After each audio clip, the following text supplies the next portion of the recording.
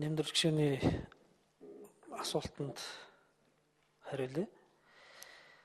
Хууль тогтоох байгууллага хуулийг хэрхэн яаж гаргах бол ганц гишүүнээс шалтгааллахгүй учраас бол хууль зүйн байнгын орон дээр болон чуулган дээр байгаа гишүүд өөрсдийнхөө байр суурь, итгэл үнэмшлэрээр л санал өгж хуулийн дүр зураг яаж цаашаа гарах вэ гэдгийг тодорхойлох байх.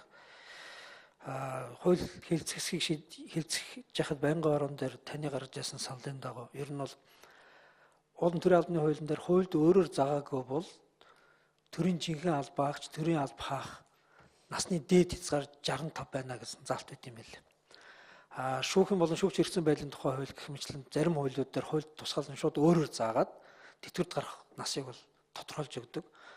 Цэргийн алба хаагчтай холбоотой зохицуулалтаар бол 20 жил ажилласан болон тэтгэврсэн бол гээд арай жоохон наан татуу зохицуулалттай тустай хуулиар шүүгч эрхцэн байдлын тухай шүүхийн тухай хуулиуд дээр болохоор хөдөлмөрийн хууль заасан насанд хүрсэн бол шүүгч тэтгэврт гарна гэсэн заалттай. Биднес бол хууль өргөн барихтаа бол үндсэн хуулийн зэцийг шүүх гэдэг талаас нь яг бол үндсэн хуулийн зэц байнга бид шүүх гэж шүүхийн эрх мэдлийг нэхэж авч байгаа. Тийм учраас нэгэнт шүүхийн эрх мэдлийг нэхэж авч байгаа бол шүүгчид тавьдаг шаардлагуудыг адилхан стандартаар бол барих ёстой гэж үзсэн учраас дээд шүүхийн шүүгчийн тэтгэврт гардаг насаар нь л тавьсан. Энэ нь өөрөө бас үндсэн хуулийн зэц дээр бодолцох ёстой гэж Лүндэ Жансан гишүүн бол нэмдэрч гишүүний гаргасан саналын дагуу бол хууль санаачлагчийн хувьд за тийм байна. Тийм учраас төрийн албаны хуулийн эрэгтэй эмэгтэй гэдэг хүйс ялгаагүйгээр 65 нас гэдэг тэрүүгээр нь бол энэ хуулийн дээр бол гаргацсан илүү зохимжтой юм байна гэдэг үүднээсээ бол таны саналаар зарчмын зөрүүтэй санал бол гаргаад одоо хураах гэж байна. 65 эрэгтэй эмэгтэй ялгаагүйгээр 65 нас гэдгээр. Үнэхээр төрийн албаны хуулийн дээр бол бүх төрийн албанд төрийн жинхэнэ алба гэж нэр захиргаанч орж байгаа, тусгай албанд орж байгаа. Бүх төрийн албаны дээд нас бол 65 гэсэн тийм зохицуулттай юм байлээ. Тэгээд энэ хуулийн зохицуулт өдийг хүртэл үндсэн хуулийн зэц рүү тавигдаагүй нь бол бид бол хуулиа бас дутуу боловсруулж баталж яснаа л гор байх.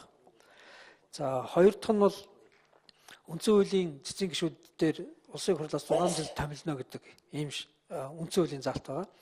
Тэгээ бусад улс орнуудын жишгээр ингээ харахаар бол манайх шиг дээд шүүх нь үндсэн хуулийн шүүхийн эрх мэдлийг хэрэгжүүлдэггүй дагнсан тусгай ийм үндсэн хуулийн шүүхтэй байдаг улс орнууд дундаж одоо зохимжтой хугацаа гэдэг нь 9-11 жил юм бэл.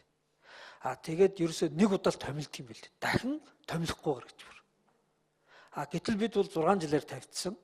Үндсэн хуулийн дээр дахин томилох зохицуулт бол ерөөсөө байхгүй. Харамсалтай нь практикаараа бид манад бол 20 хэдэн жил үндсэн хуулийн цэцгийн гишүүн хийгээ явж байгаа хүмүүс бол байгаа.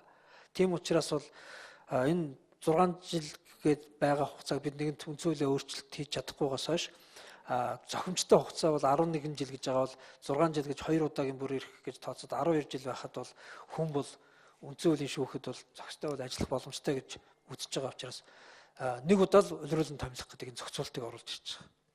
Тийм учраас одоо нэг удаа улируулан томилогдсон хүмүүстээр бол аль болох энэ хуулийг хэрэглэхгүй байх тухайд бол тэр хугацаанд дотор байгаа 12 жилийн дотор байгаа хүмүүстээр аль болох хэрэглэхгүй байх бол зохимжтой байх л гэдэг миний хувийн бодол байна. Улсын хурлаас хууль яаж гарахыг би хэлж мэдэхгүй байна. Дээд шүүх болон ерөнхий прокурор хэмжлэн тодорхой хугацаанд томилогддог, хугацаатаагаар томилогддог энэ асуудлууд дээр одоо хуулиар ийм хязгаар тавьж болох уугүй юу гэдэг дээр бол өмнө нь ийм практик байгаа.